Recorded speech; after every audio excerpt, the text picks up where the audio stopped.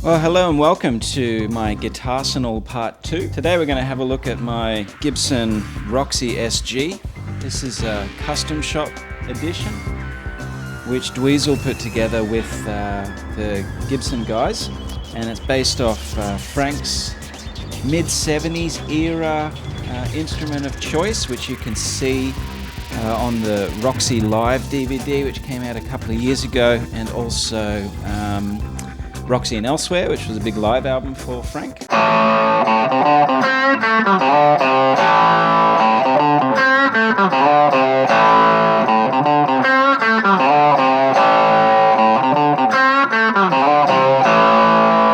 I came to the Zappa party pretty late, I think. I sort of discovered him through my uni days and investigating him as a composer and looking at him in sort of that pop rock postmodern context. Just his sophistication and bravery, I suppose. He was a really bold, iconoclastic, sonic auteur, and his sense of composition was just genius.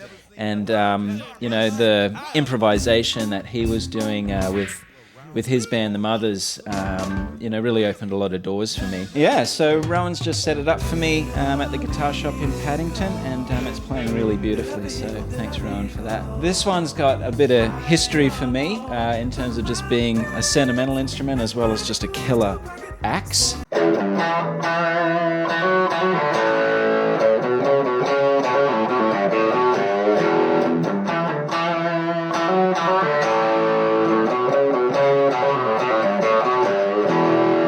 You can see there, Dweezil has signed it for me. Went to see him at the 2018 gig that he did at the Tivoli here in Brisbane, and he put on a masterclass beforehand. I got the poster, I got the lanyard, I got the hat, and we got an hour with Dweezil. In the afternoon he was super jet lagged, but ran us through some really cool stuff. And when someone asked him, what guitar are you playing, he pointed to this and said, I play exactly the same model as this guy. It's based on a 1960-something SG that Frank tweaked. You can see it's got the tailpiece there.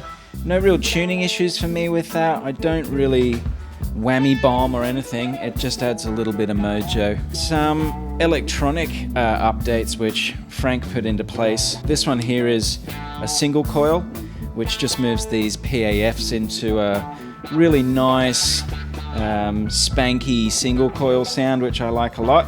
And it's beautiful for double tracking, so you can just like rip out a take and then immediately go again to get that stereo mix.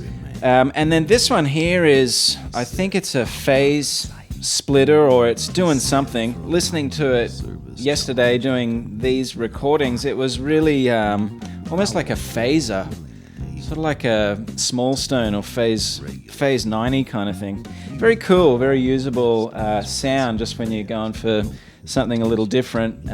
Super Frank tone.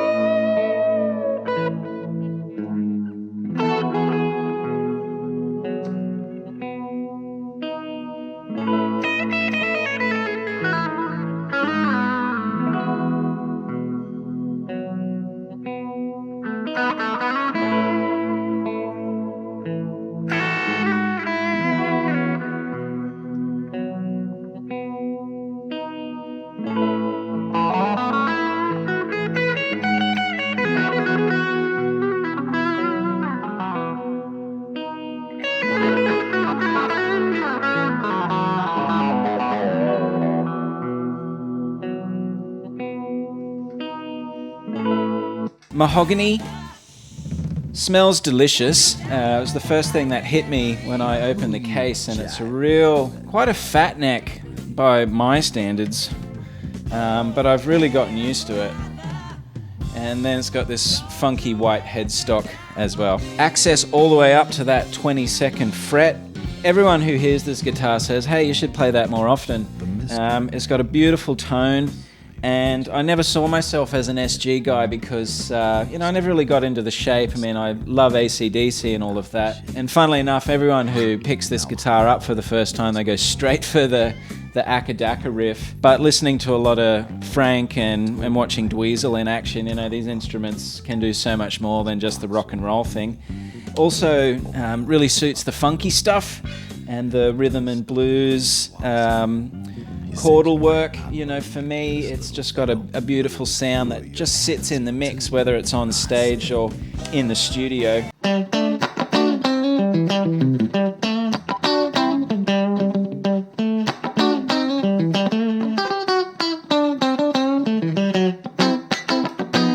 There's something about the less mass of the body, I think, which cuts out a lot of bass and just sits it right in the pocket sonically. You don't have to do much to it, to get it working in the mix. So there was only 400 of these made, and I don't know if Gibson are still making them to order or what, but the first batch, I think, came out in 2014, and it was a collab between Dweezil and Gibson, where he wanted to recreate his dad's instruments so he could do the Zappa Plays Zappa thing. So when this came up, I just had finished a contract at a school, and so I had a bit of money which had just come through from that, and it just happened to be the exact same amount that this popped up for on sale, so I didn't think too hard about it. Amelia and I call it the Mistress, because it rocked up one day and I ended up sleeping on the couch for 3 nights in a row as we sort of worked through it.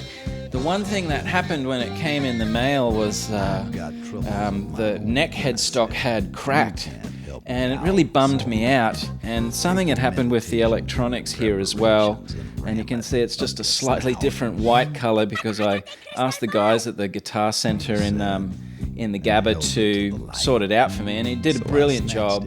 So they put some boat epoxy here, just reset that neck, and apparently the neck headstock is at 17 degrees, so it's more prone to snapping under the tension of the strings, which seems a bit common with the Gibson stuff, unfortunately, but now they've gone to a 14 degree headstock. But the boat epoxy has worked beautifully and it still sounds great, so I absolutely have no problem with it. And you can see a video of Dweezil having one of his SGs repaired for the exact same reasons, so...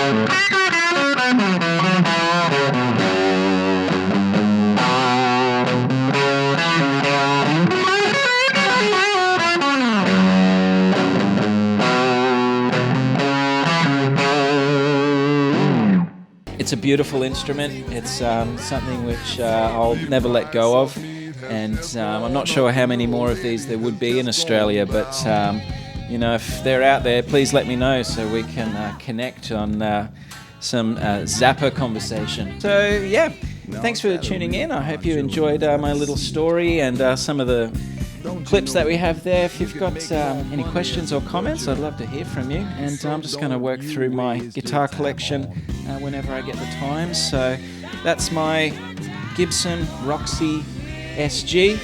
I love it, and I hope I can play it for you in the real world sometime. So thanks guys, see you next time.